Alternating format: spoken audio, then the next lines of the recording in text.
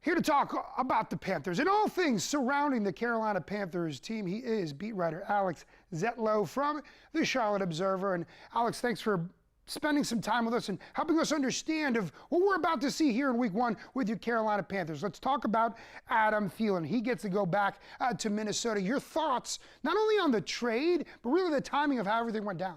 I think win-win is the perfect way to describe it for both front offices. Obviously, Adam Thielen wanted to go back home to the Minnesota Vikings. His wife made that clear on social media. He didn't necessarily say it publicly, but that was kind of the sentiment that was understood. And then for the Panthers, this is a team that is trying to ascend. Adam Thielen is 35 years old. Yeah. He's not playing like he's 35. Sure. He's playing quite well. He was still, in my estimation, the best receiver on this Panthers receiving core. However, he's 35 years old. If this team is trying to truly make a sustained playoff push period from 2026 to whenever, I'm not sure Adam Thielen has to be the centerpiece of that, because he was contemplating retirement this past year, if you remember. It was a big deal that he was coming back at all. So now the Panthers get to start fresh. They have a whole bunch of young guys to work through, including 2 first-round draft picks from the past 2 draft years, in Tedero McMillan and Xavier Legette. You also have David Moore kind of filling in that elder statesman role. I think the Panthers are in a good spot. Of course, it does hurt to lose Adam, but I think the Panthers are in a good spot. Look, my biggest takeaway is the draft capital they gained. Let's not forget, I know it's going to be a little bit a ways, but that's a 4th rounder here in a couple of years. That could be a pick that helps this team rebuild. Now, you did mention Adam's age, and if we're talking about age, we got to talk about another guy that is also a little older, but he may find his way onto this roster. I'm talking about Hunter Renfrow. He was cut from the team, not making the original roster, but now after this trade, do we see maybe a status of Renfrow coming back? What do we think? It's an interesting thing, and to say that Hunter Renfrow is old at 29 years old hurts my heart because I just turned 28. However, yes, Hunter Renfrow is this guy who had a really good training camp, as we remember, until a hamstring injury popped up on him, and then he kind of had ups and downs, as Dave Canales put it, throughout the rest of training camp.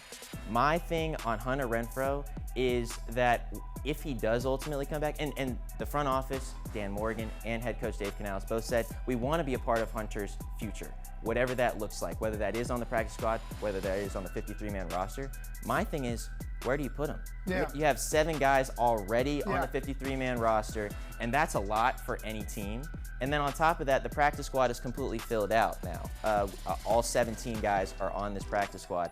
Yes, you can make a transaction here and transaction there, and Hunter is back, but he's also fielding offers from other teams throughout the league because he's healthy after a year-long battle with ulcerative colitis. He is back, he's healthy, and if he's playing as well as he did in 2021, other teams should use it. Yeah, we'll see what happens there. Look, the word is young. The wide receiver room is young. I'm not going to mention when I was born. Let's just say it was the 84th year of the 1900s.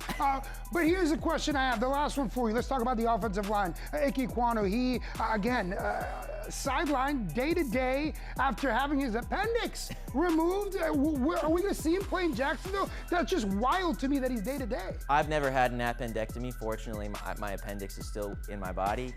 I can't imagine that emergency surgery turns into and then a week later, you're good to go on Sunday, or 2 weeks later, technically, because he had this surgery on Sunday. Look, the thing with this is, yes, he is day-to-day going into Week 1. I would say that I'm not a doctor, but I would say that's very difficult to perceive.